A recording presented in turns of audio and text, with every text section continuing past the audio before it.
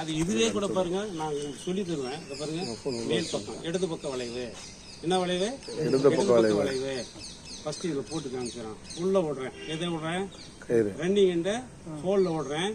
இந்த ரன்னிங் எண்ட இடுப்பு இந்த கைத்துக்கு கீழே கொண்டு போய் மேலே வந்து இது வந்து இடுப்பு கயிறு, இது எண்டு ரெண்டையும் பிடிச்சிட்டு முன்னாள் கயிறு இழுத்தோம்னா எப்படி இருக்குது? இது தூக்கு கயிறு மாதிரி தொங்கும், ஆனா இருங்காது.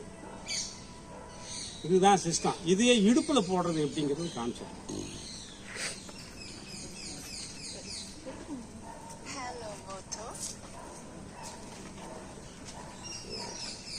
ரன்னிங் எண்ட், ஸ்டாண்டிங் பார்ட், மேல் பக்க வளைவு.